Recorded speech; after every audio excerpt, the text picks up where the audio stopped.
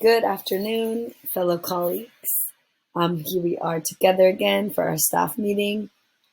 Today we're going to learn a little bit about social emotional learning. So touch base on the importance of social emotional learning for teachers, and then the importance of social emotional learning in classrooms.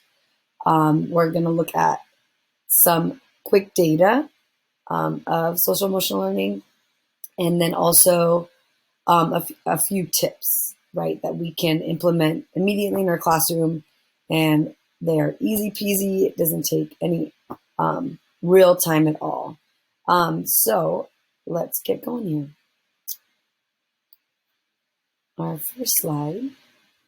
So digging into social emotional learning, why, right? What is so important about it?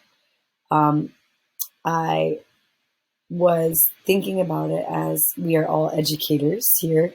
We grew up without a social emotional learning block.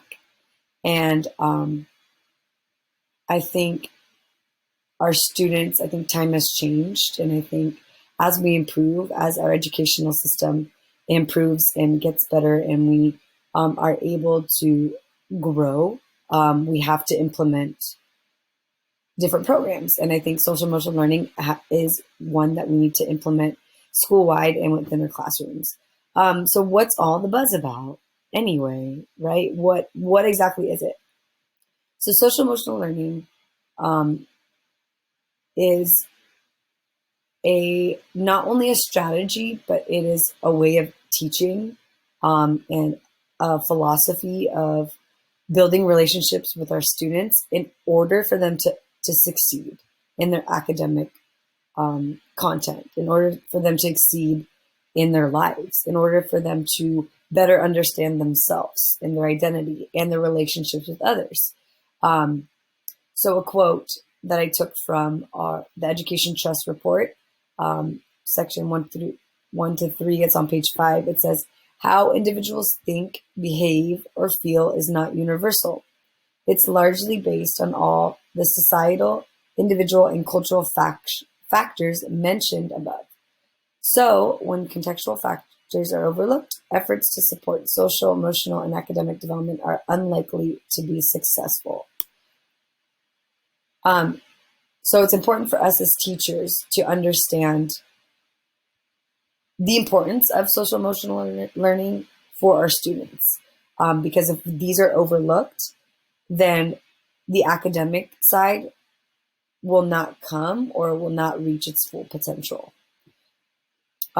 It's also important for us as well because of this quote here. When educators are disconnected from students' lives outside their classrooms, they may misjudge student motivations and behavior. So social emotional learning, as much as it is teaching social emotional skills, it is more than that. It is relationship building. So us as educators, we have to understand where our students are coming from, what their culture expects of them, what they've been raised into, because that plays a big role in their academic life and who they are in our classrooms. I think a great example is my experience in Honduras as a teacher.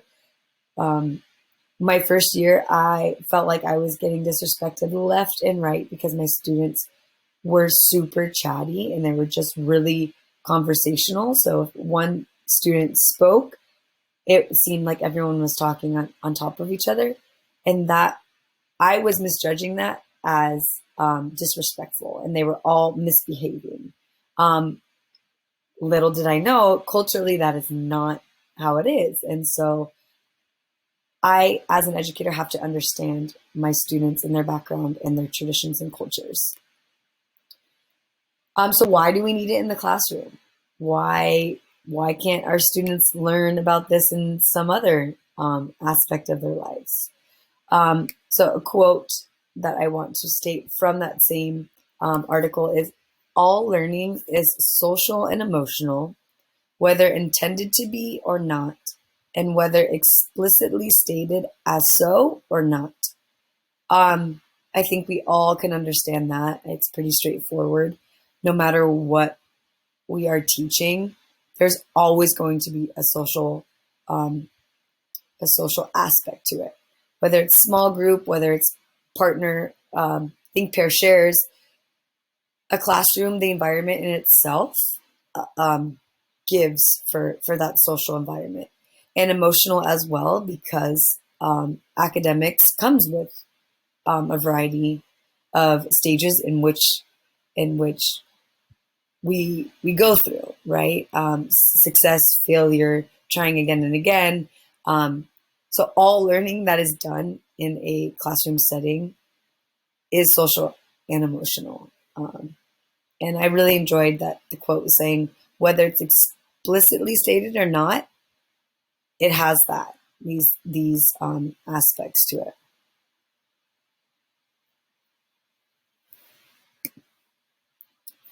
So some current research um, so far on social emotional learning, some things that have improved that they have studied, and there is scientific data, is that students participating in these programs show an improvement in classroom behavior.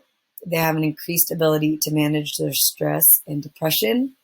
They have better attitudes about not only themselves, but about others and their school. Um, and it also stated that there was an increased student academic performance by 11 percentile points compared to students who are not in it.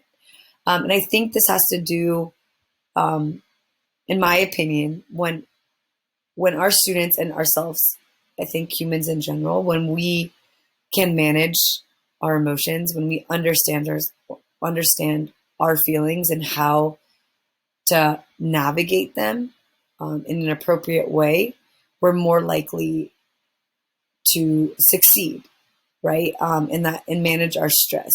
So if I understand that right now is not a good time, is if I'm feeling upset and my teacher keeps asking me questions, and he or she can visibly see that I'm upset.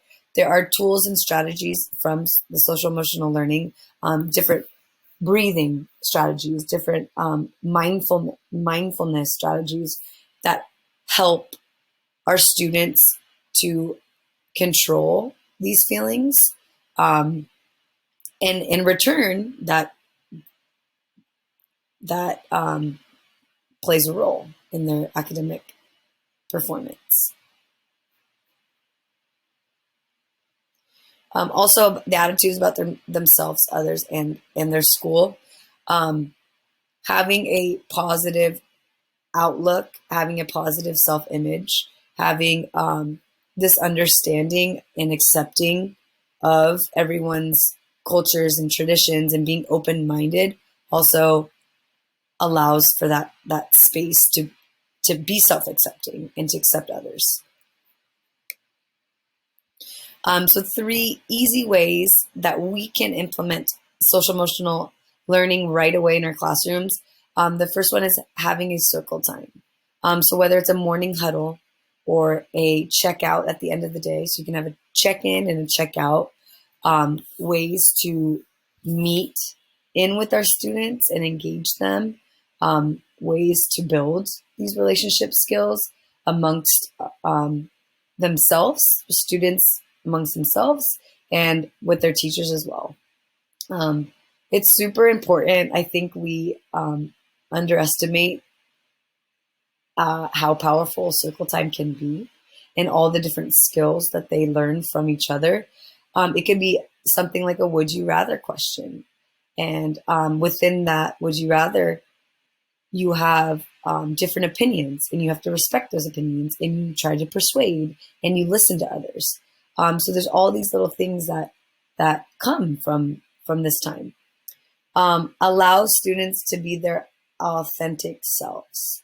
So this was another part of the Education Trust article, giving that space for our students. We are not um, there to change them, right? We are there to help